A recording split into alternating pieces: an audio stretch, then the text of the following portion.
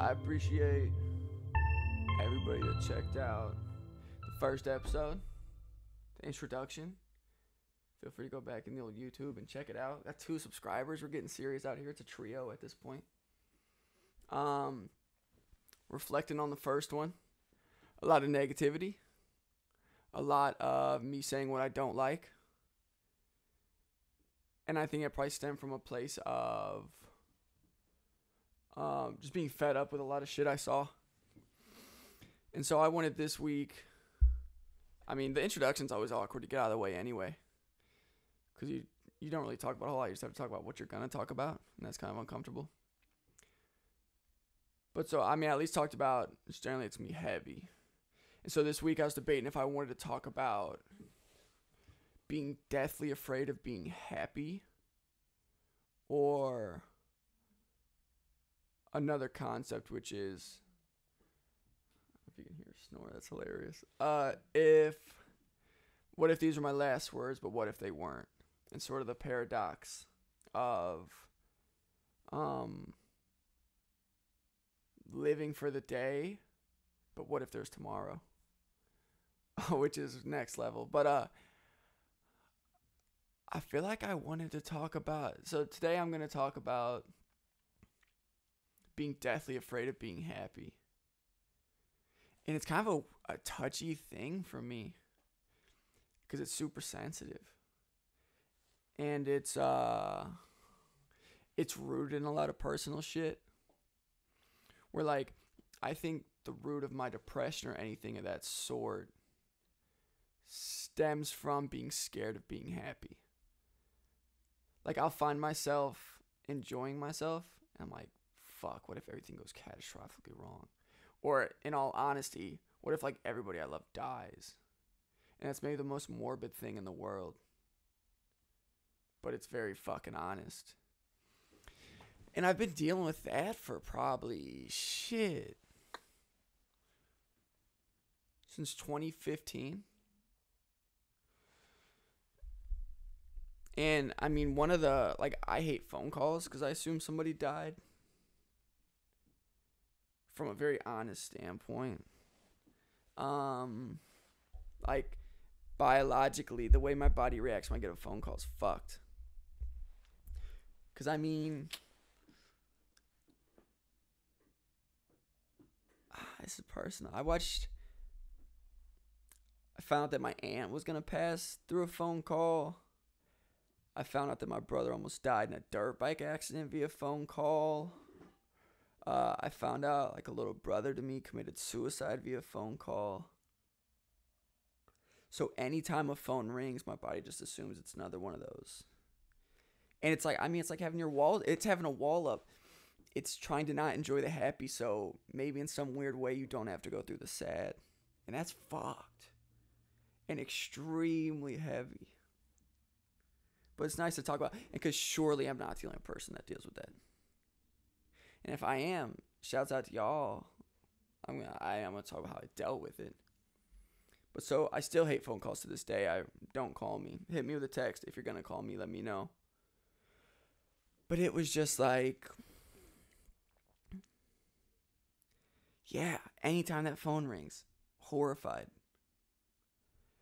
And so I would live within this fear every day of someone I love passing away. And so anytime I get happy, I'm like, fuck, I know life is balanced. I know the bad's coming. And that just scared the hell out of me. So I deal with that for some consciously. I battle with it for 4 years.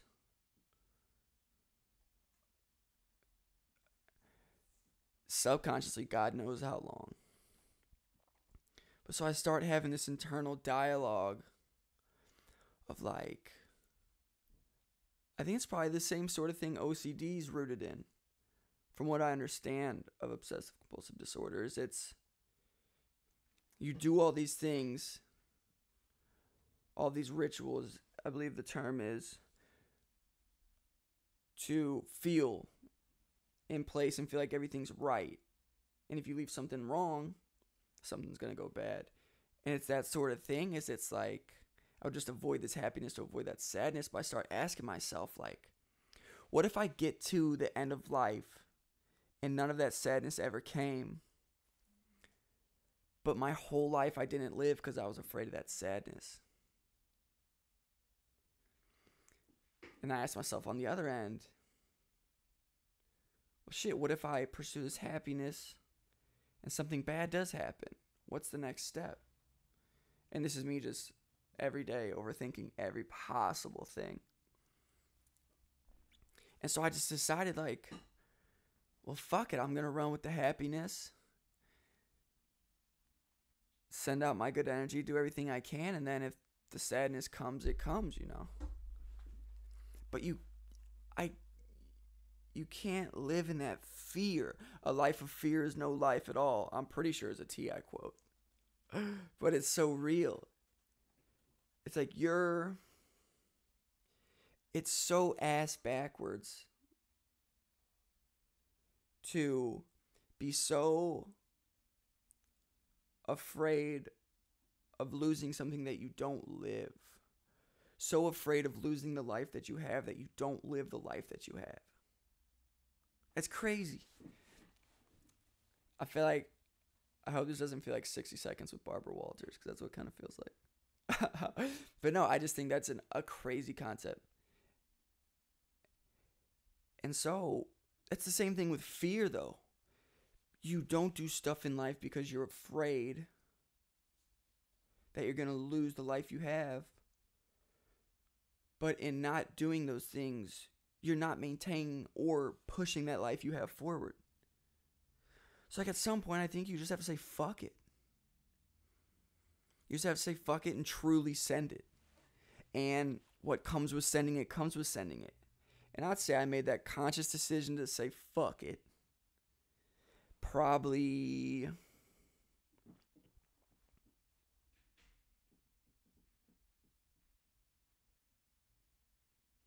2 or 3 years ago. I mean, so far it's worked out. But that's why I've realized as well is, as long as you can sleep with your decision at night, it's not a wrong decision. Like, you have to follow your gut, because whatever you felt in the moment was the right decision. Granted, people make a lot of dumbass decisions, don't get that wrong. And like me supporting dumbass decisions, if you think through a decision and really sit on it and it feels like the right decision, how could it be the wrong decision? Granted, it may result in some setbacks and all this sort of bullshit. But shit, maybe that's what was supposed to happen.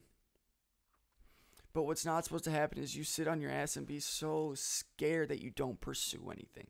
Because I can guarantee you, I've never seen someone get blessed on a couch. You know what I'm saying? And that's not to say self-care isn't important. It's shit, take the time off you need, truly.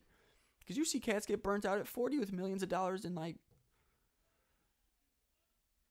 lose it all, or take their own life because they didn't take time out for self. It's just that balance. It's that balance of saying,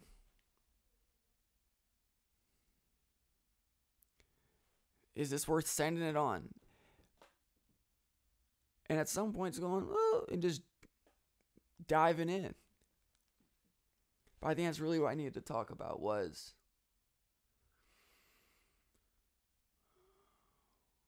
truly dealing with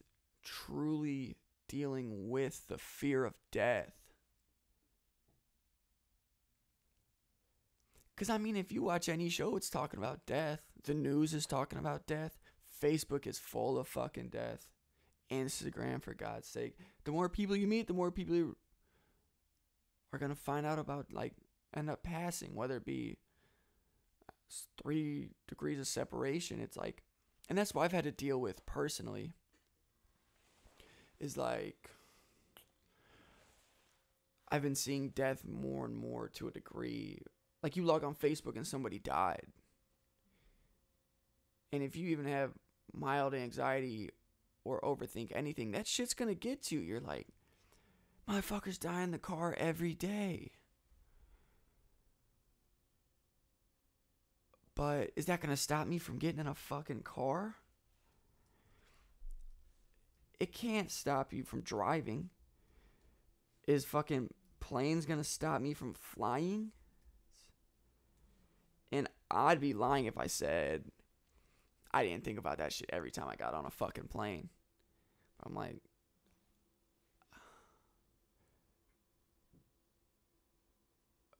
is that a bad way to go? I'm not gonna say that. Obviously, that's terrible.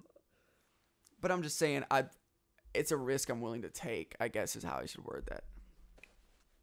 But yeah, you can't let fear of anything hold you back. And I think maybe I'm speaking in the microcosm of fearing death. And that stopped me from living. But I think it expands beyond that. Fear in any form or fashion can stop you from living. We can't live a life of fear. And shit, I can think about, okay, I'm going to break it down. So I can think about back to my, like, day before maybe my 5th or 6th birthday and being like, I hope I wake up tomorrow for my birthday. Like, that's a morbid ass thought as a 6-year-old. But I think it's just anxiety is truthfully what that is. It's just natural anxiety.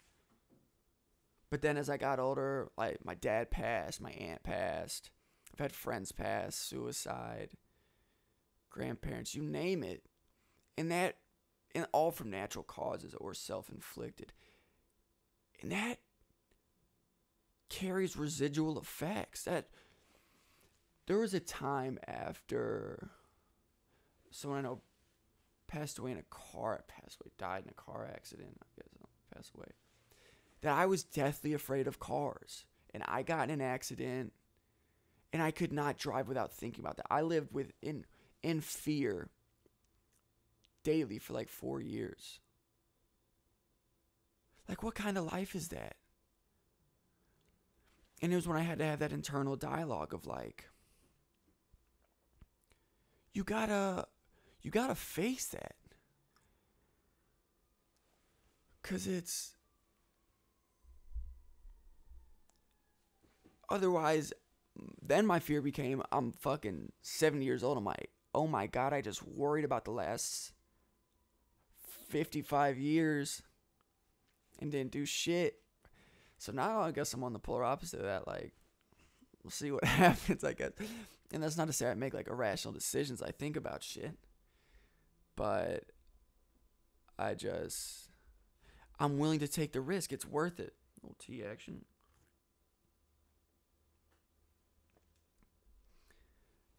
Yeah, it's worth the risk. Send it. Make good decisions. But send it, yo.